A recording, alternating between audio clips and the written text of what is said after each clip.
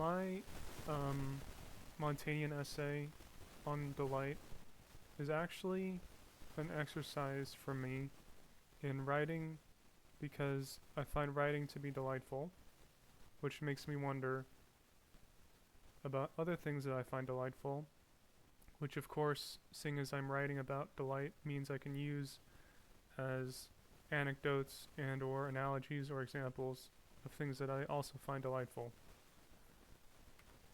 Um, this is an example of kind of the intent of this, which is like pointing out the recursive nature of my way of being happy, which is writing things that I find to be mildly entertaining.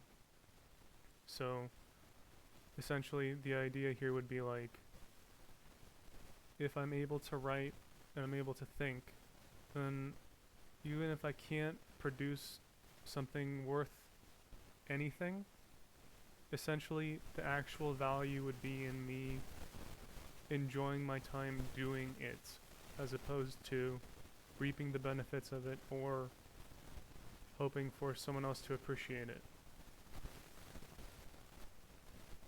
I think this is extremely important because if I were um, to not have a way of thinking about things, then I would essentially be at the mercy of everybody else's thinking or lack thereof, which I think is a huge disadvantage in life. So I'm thinking that the human imagination is extremely important because without it, we wouldn't even be human. We would just be little monkey people.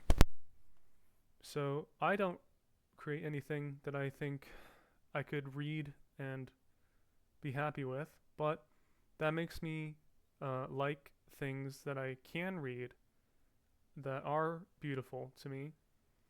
So when I was younger, one of the things that gave me a happier feeling was when I discovered Calvin and Hobbes because I felt like finally I had found something that was like it had some understanding of itself and the world.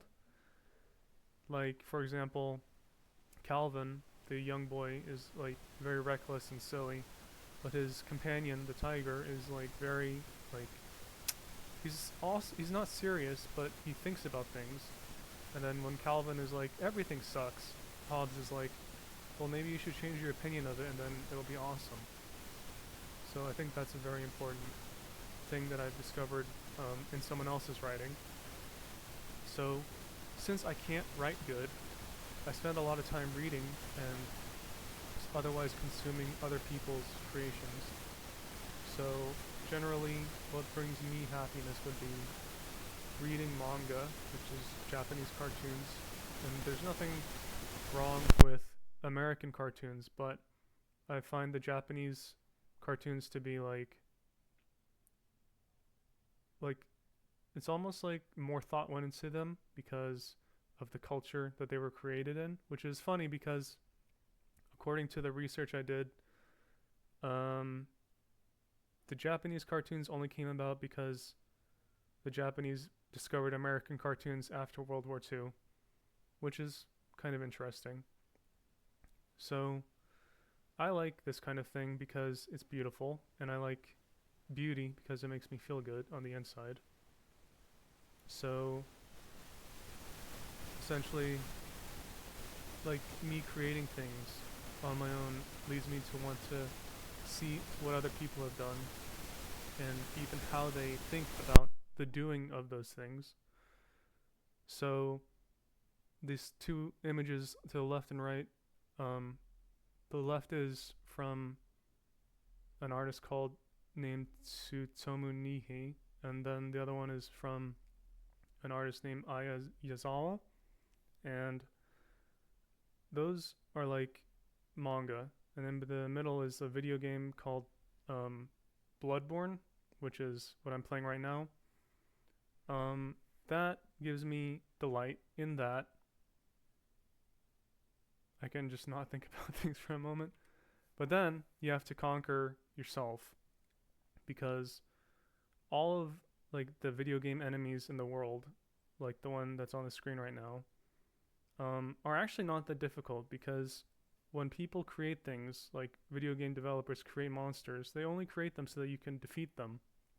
But the only way to do that would be to appreciate what they've created because otherwise it's like you're actually losing even if you quote unquote defeat it in the game.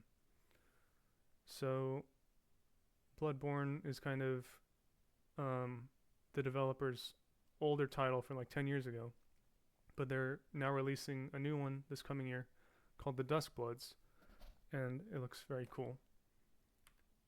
This is actually the only way that I find real delight because the reality is I'm actually not able to express myself in writing the way I'd like to. And even talking like this without you in front of me is kind of, there's like a lacking element because you can't see me and you're not with me. And this isn't live. So I do stand up and it's very important to me because it gives me an opportunity to express myself. And for whatever reason, afterwards, I always feel happier. So, wrapping up delight or happiness or whatever, what is it? I believe it's actually nothing. And that through experiencing life and all the insanity, you become more aware of the nothingness by knowing the somethingness. And then when you die, having had a full life or whatever, then you can just be okay with it.